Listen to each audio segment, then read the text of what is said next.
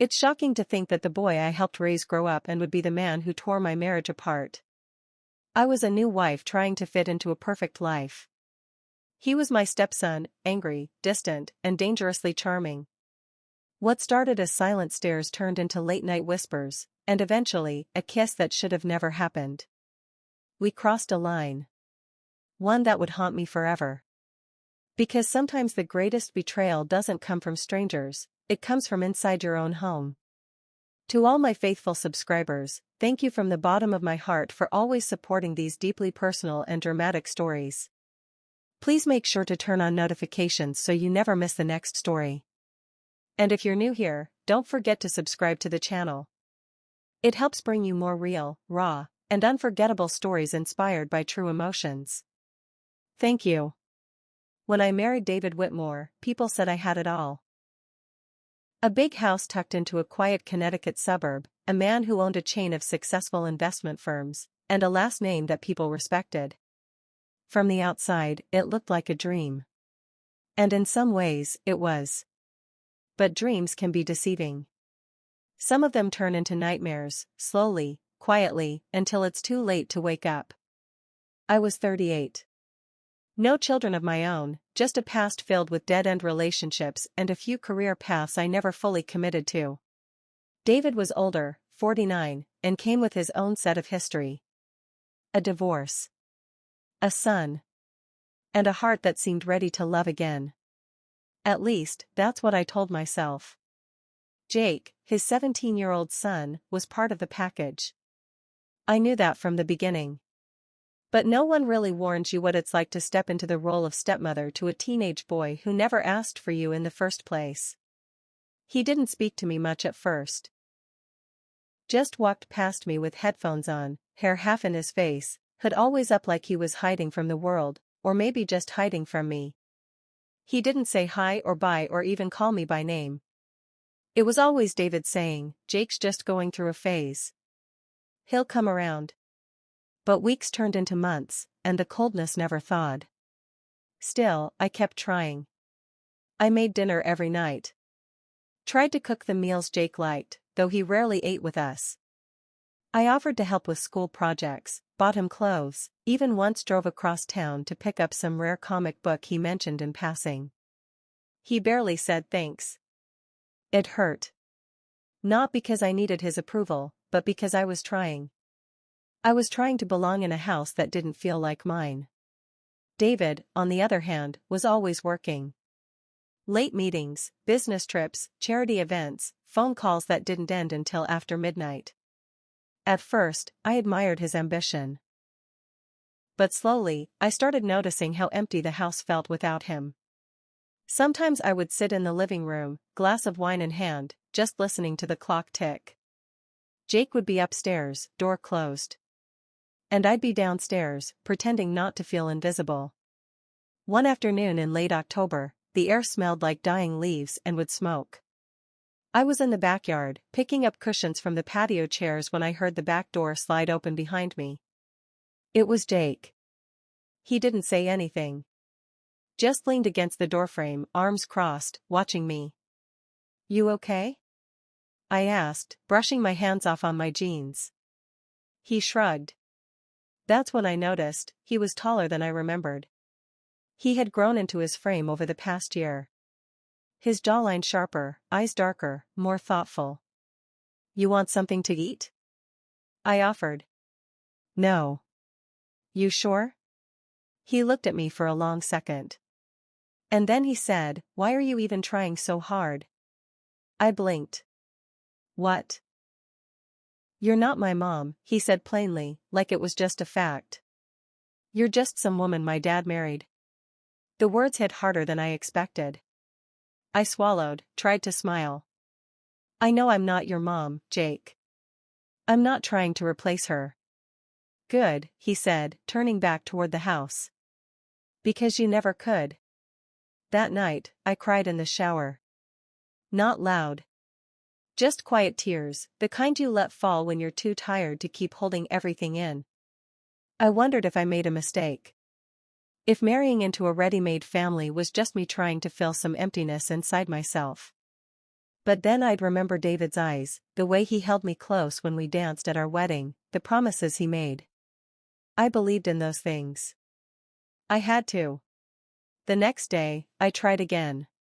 Jake came home from school, dropped his bag at the door. I was in the kitchen, chopping vegetables for dinner. "Hey," I said softly. He walked past me. But then, he stopped. He turned halfway, looking over his shoulder. "Thanks, for dinner." It was small. Just a few words. But it was something. One Saturday evening, David had to fly to Chicago for a conference. "Just a quick trip," he said, "back by Monday." Jake and I were left alone in the house. That night, I made spaghetti. He came down and actually sat at the table. We didn't talk much, but it wasn't cold.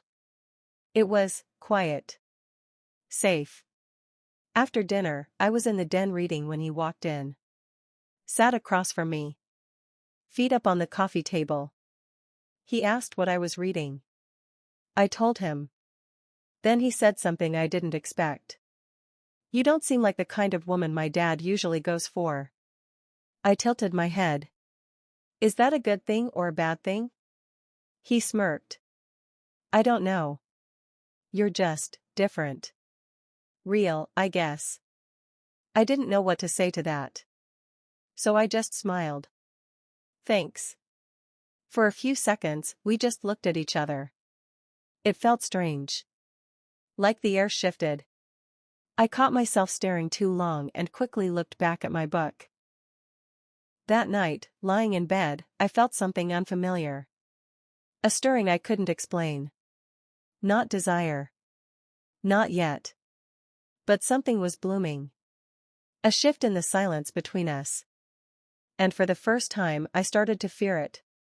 Because some feelings, once born, don't die quietly. They wait in the shadows, patient and dangerous. Waiting to be fed. I didn't sleep much the night David was gone. I kept tossing and turning, the sheets tangled around my legs, my thoughts a mess of guilt, confusion, and something I didn't want to name. I told myself it was nothing. Just loneliness. Just the strange tension of being in a house with a teenage boy who was finally starting to talk to me. I kept repeating that in my head like a prayer. But prayers can only cover so much truth. The next morning, I made pancakes. Something simple. The house was quiet except for the soft hum of the fridge and the ticking of the wall clock. Jake came down in his usual hoodie and sweatpants. He didn't say much, but he sat across from me again. We ate in silence, but it wasn't awkward. It felt familiar, almost like a rhythm was forming. And then he looked up and said, "You ever get lonely?" The question caught me off guard.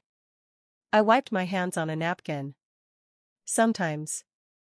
I think everyone does." He nodded slowly. "I do too. A lot." We looked at each other for a moment that felt too long. I looked away first. That afternoon, he asked if I wanted to watch a movie with him.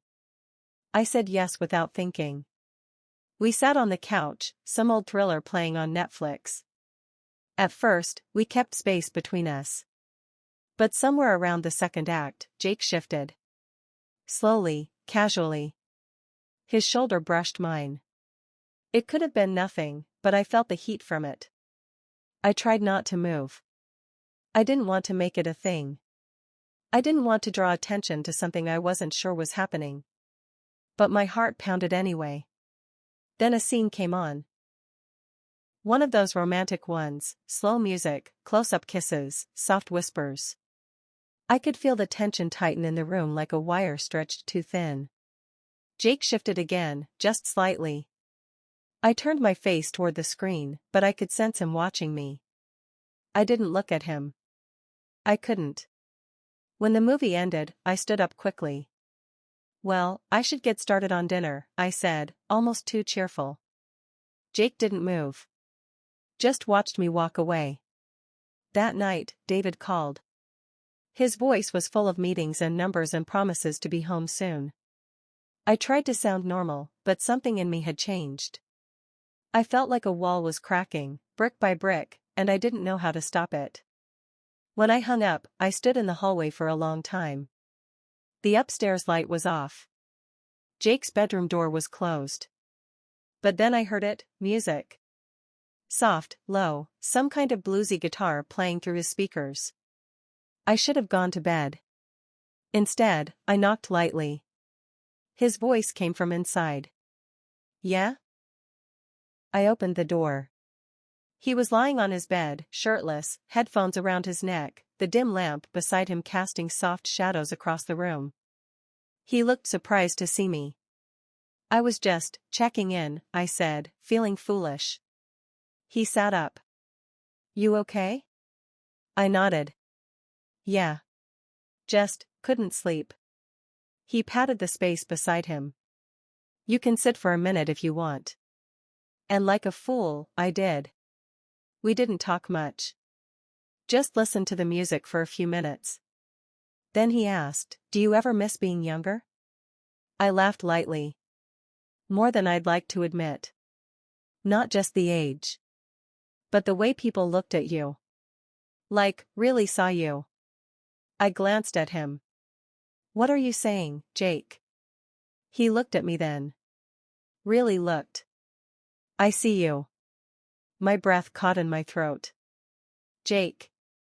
He leaned in just slightly, just enough for me to feel the warmth of his skin. You're beautiful, he whispered. Not just on the outside.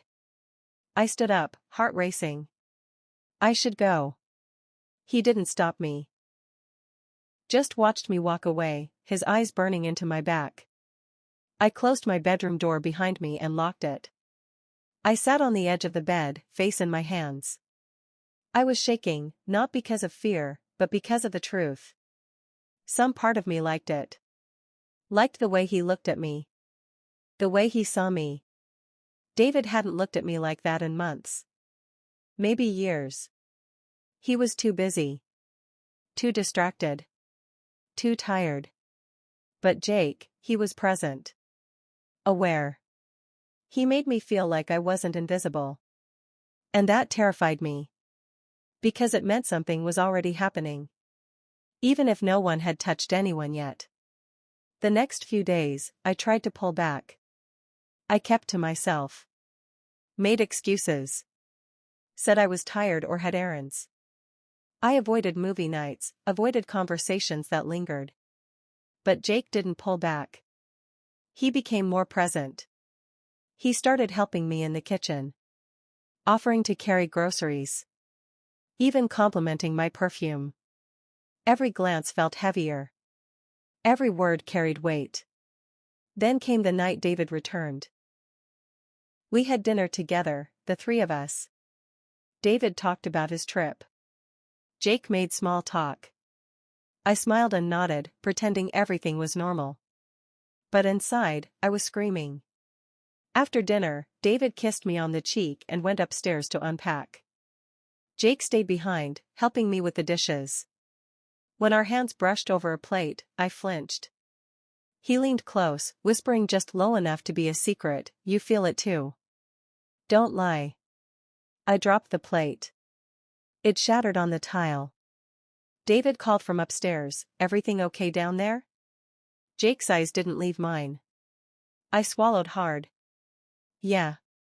Just a plate. If you had told me a year ago that I'd be caught in this mess, feeling something I shouldn't for someone I couldn't, I'd have laughed. Brushed it off. I was a good woman. A loyal wife. A caring stepmother. I believed in boundaries. In right and wrong. But life doesn't always knock on your door with a warning. Sometimes, it slips in quietly. And before you know it, you're drowning in a sea of emotions you swore you'd never feel. For a few days after David returned, things settled, or at least on the surface. He was busy catching up with work. Jake kept to himself more. And I tried to pretend nothing had changed. But everything had. That moment in the kitchen, when our hands touched and he whispered that I felt it too, it didn't just linger in my mind, it haunted me. I'd catch Jake watching me when he thought I wasn't looking. Not in that typical teenage way, but with intention. With focus. Like he was searching for some answer I wasn't ready to give. And the worst part? I started watching him too. It happened the night the power went out. There was a sudden thunderstorm, came out of nowhere. The kind that turns the sky purple and rattles the windows. Around 9 p.m., the lights flickered twice and then everything went black. David cursed from the living room. Great. He fumbled for his phone and flashlight. I'm gonna go check the circuit box in the garage. I lit a candle and set it on the kitchen counter. Jake appeared a minute later, shirtless again, wearing low-slung joggers, phone in hand. Guess we're back in the Stone Age, he joked. I gave a soft laugh. Looks like it. He leaned against the counter across from me, the candlelight casting warm shadows on his face. You okay? I nodded. Just a storm. Nothing to worry about. But that wasn't true. Not anymore. He moved closer, slow, steady, like he was testing invisible waters. You've been avoiding me. I've been busy. No, you've been scared. I looked up sharply. Don't psychoanalyze me, Jake. He took another step. You said once you were lonely. That doesn't mean this, I gestured between us, is right. His voice dropped low. But it feels right, doesn't it? Silence. That silence was my answer. The rain outside started pounding harder. Thunder cracked overhead. David was still in the garage. I could hear him banging around with tools and the old circuit panel. Jake stepped even closer, now just a breath away. You can pretend you don't want me. But I know you do. I should have pushed him away. I should have run. But I didn't. I let him kiss me. And God help me, I kissed him back. It was slow at first. Gentle. Hesitant. Like we both knew we were standing on the edge of a cliff and once we jumped, there'd be no turning back. Then his hands were in my hair, my arms around his neck, the candlelight flickering wildly between us. It was wrong.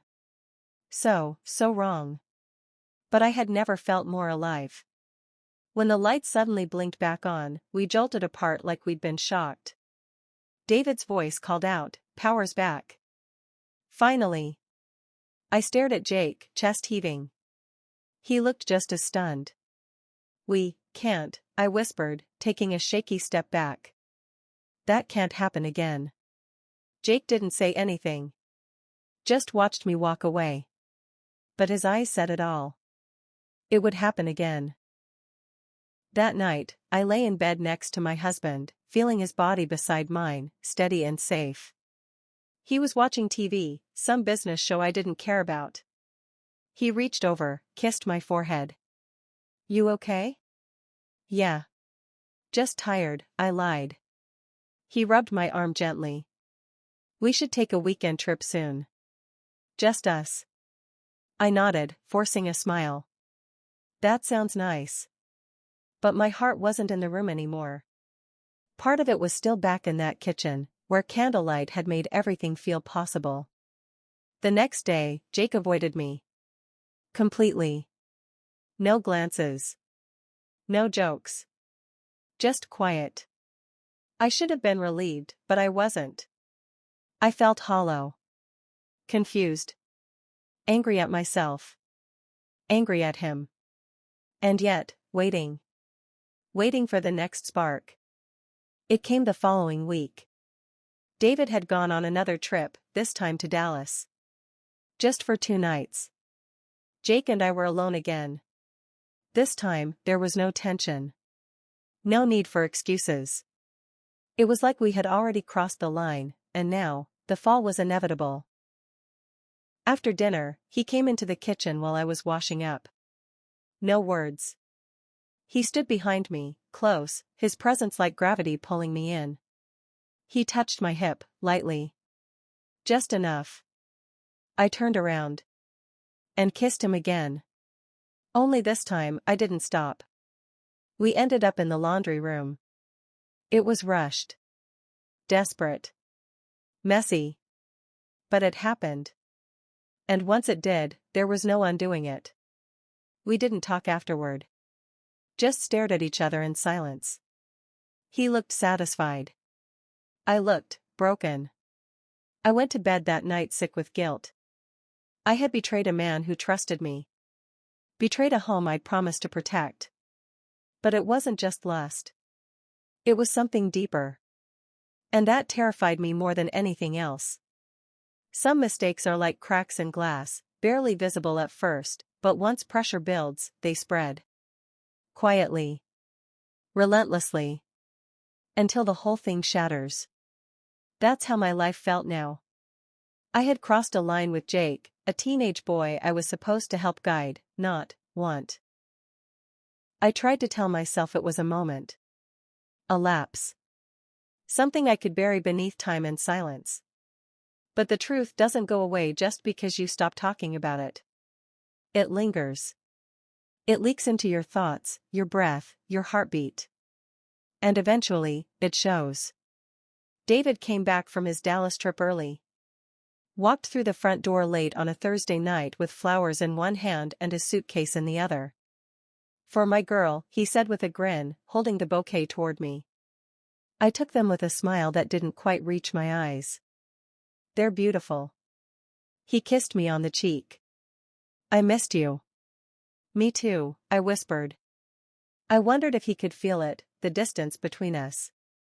Like the air had changed. Like something was broken. But if he noticed, he didn't say it. David wasn't one to see the subtle things. He noticed numbers, schedules, quarterly projections. But emotions? Tension? No, those drifted right past him. Jake barely came downstairs that night. Claimed he was tired. Said he had schoolwork. I avoided his room. I avoided mirrors. I avoided myself. The next morning, things started to unravel. Not in some dramatic explosion. But in small, quiet ways. It began with a phone call. David and I were having breakfast when his phone buzzed. He picked it up absently, read something, then frowned. "What's wrong?" I asked, buttering toast. He held the phone up. "Missed call from the house line.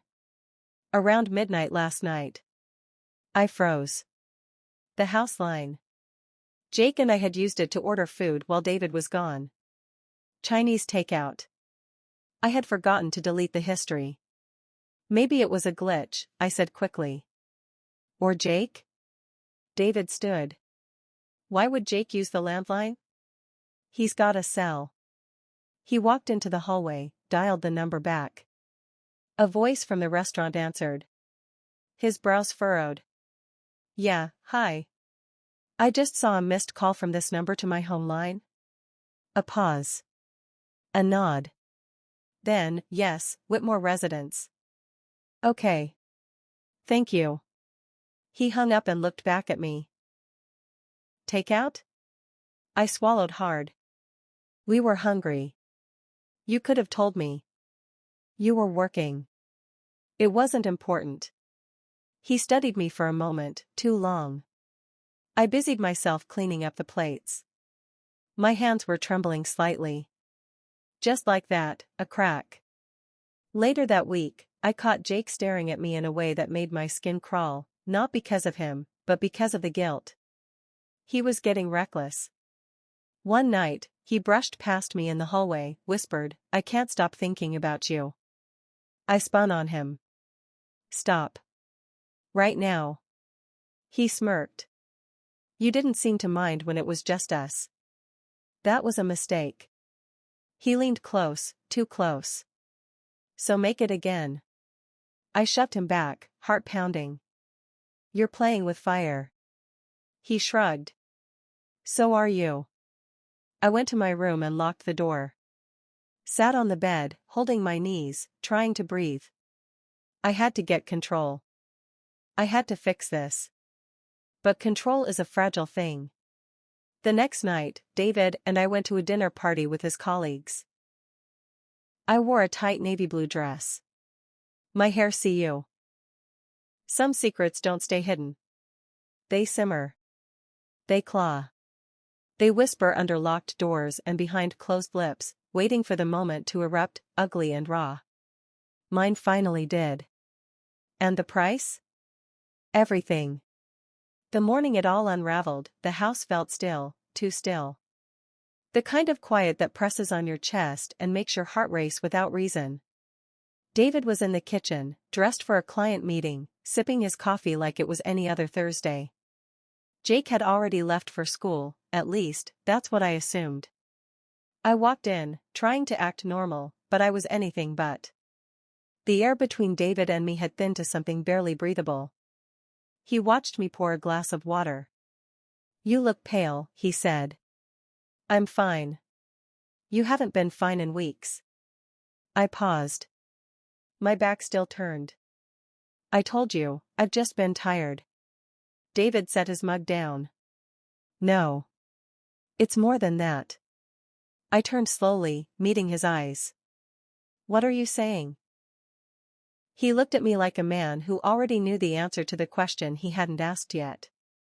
"I had a call yesterday," he said quietly. "From Jake's guidance counselor.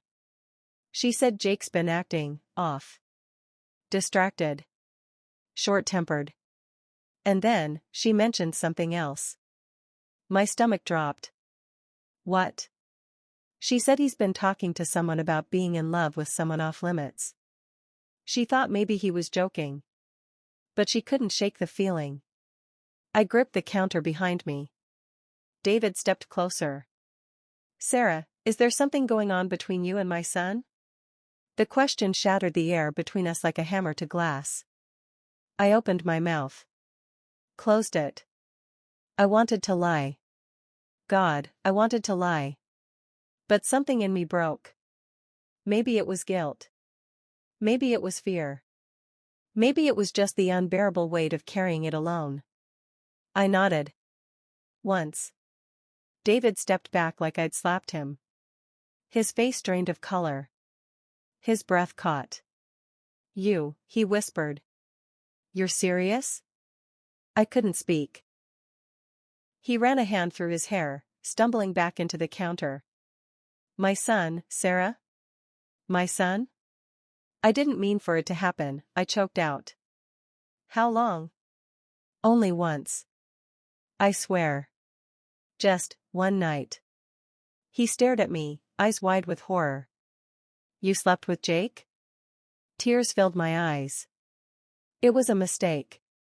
He came to me and—" "You were the adult," he screamed. "You were supposed to protect him, not seduce him." His words sliced through me. "I didn't seduce him," I said weakly. "It was complicated." David laughed, a bitter, broken sound. "Complicated? You destroyed everything. You burned down this family and you want to call it complicated?" He stormed past me, toward the front door. "Where are you going?" I called. "To find my son," he snapped. "And to get as far away from you as I can stand." The door slammed behind him. And just like that, the ruin was complete. I spent the next few hours on the living room floor, numb. The house that once felt warm now felt like a tomb. Full of shadows, silence, and shame. I heard nothing from either of them all day. The clock ticked on. Minutes stretched into hours. Still, no word. Then around 6 p.m., the door opened. Jake stood there. He looked calm. Too calm. "I guess he knows," he said flatly. I nodded. He stepped inside, shutting the door behind him. "I told him the truth," he said. "That I wanted you. That it wasn't all your fault." "Jake," I started, but he cut me off. "I told him I loved you." I closed my eyes. "You don't know what love is." His expression hardened. "Don't tell me what I feel. You're a teenager. I'm 17. I know what I want." "This isn't right," I whispered. "It never was." He walked toward me slowly. "But it happened." We can't undo it. No, I said, standing. But we can stop now. We can end it. His eyes searched mine. You're choosing him. I'm choosing what's right. He stared for a moment, jaw tense. Then he nodded slowly. I hope he never forgives you, he said. I hope every time you close your eyes, you see what you lost. He turned and left.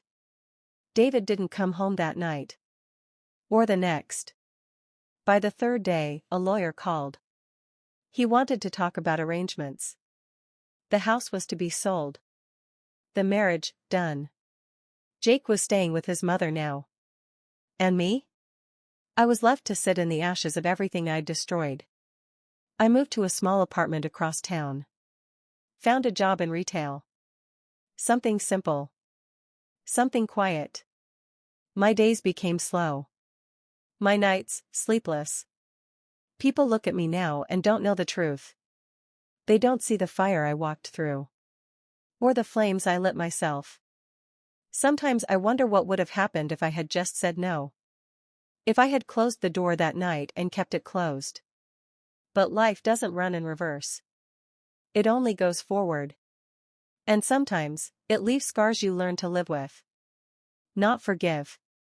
Not forget. Just live with. The end.